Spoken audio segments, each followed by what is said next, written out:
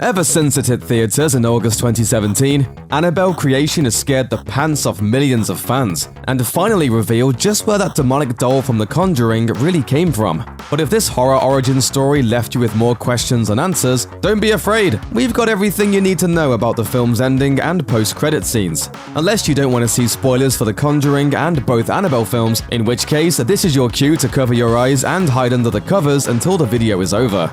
The doll is just a vessel. Annabelle might be inherently creepy, but before she became infested by an evil spirit, she was just a very expensive handcrafted doll, and the part where she has a face like something out of a nightmare, an unfortunate coincidence. The origin of Annabelle's evil comes when the Mullins invite the spirit of their deceased daughter to live inside the doll, only to realize that the entity in that porcelain body isn't a human ghost at all, but something ancient, powerful, and extraordinarily evil. With the help of some Catholic priests, Samuel Mullins manages to trap the doll in a closet lined with scripture, and he hopes that'll be the end of it. But while scripture might keep the demon in, it won't keep curious little girls out. Which brings us to this. Annabelle's first jailbreak. To atone for their accidental dealings with the devil, the Mullins generously invite Sister Charlotte and her 6 orphans to come live with them. The house rules are simple: do your chores, be polite, and don't open the evil closet. Yes, that evil closet. Stop! What are you doing?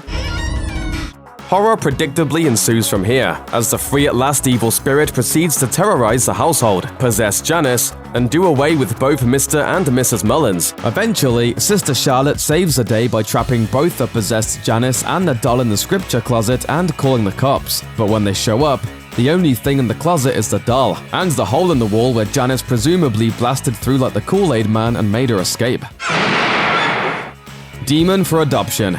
Now occupying the body of an adorable child and calling itself Annabelle, the demon makes its way to an orphanage and is immediately adopted by the Higgins family, with whom it lives happily ever after. Or at least until 1967, when we see a grown-up Annabelle return home and brutalize her parents, which causes a ruckus that wakes up the neighbors, who are of course the central characters of the first standalone Annabelle movie. Roll credits and mission accomplished. You've just watched a terrifying origin story that enjoys perfect continuity with the rest of the Conjuring universe.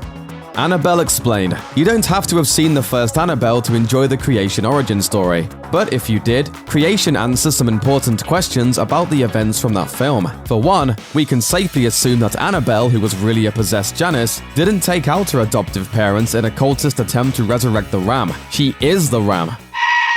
So when Annabelle/Janice offs her parents, slits her own throat, and bleeds into the doll's eyeball, the demon possessing her moves back into the first vessel it ever occupied, and sets its sight on a new human target. The ram clearly has a thing for kids, which may explain why it's so drawn to this porcelain body.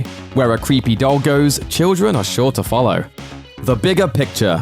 Let's not forget that Annabelle Creation is part of the larger universe of the Conjuring films. And here's where things get interesting, because there's not just one evil entity in this movie. The demon we're calling the ram was still imprisoned inside the doll in the closet when Janice had her first few brushes with the supernatural, which means there must be another demon in the Mullins house. Which one? We'll give you a hint. If it grabs you like an evil nun and dresses like an evil nun, and pushes little wheelchair-bound children into barns like an evil nun, it's probably an evil freaking nun, also known as Valak, the demonic entity whose sister act will headline the next film in the franchise. It's not clear yet whether the nun is specifically connected to the ram that possesses the Annabelle doll, or whether she would have showed up to help any evil spirit that had gotten herself trapped in a closet. But with a creepy post-credit scene in Creation that acts as a teaser for the Nun's standalone film, we can be sure that in the tangled web of the Conjuring universe, everything is connected.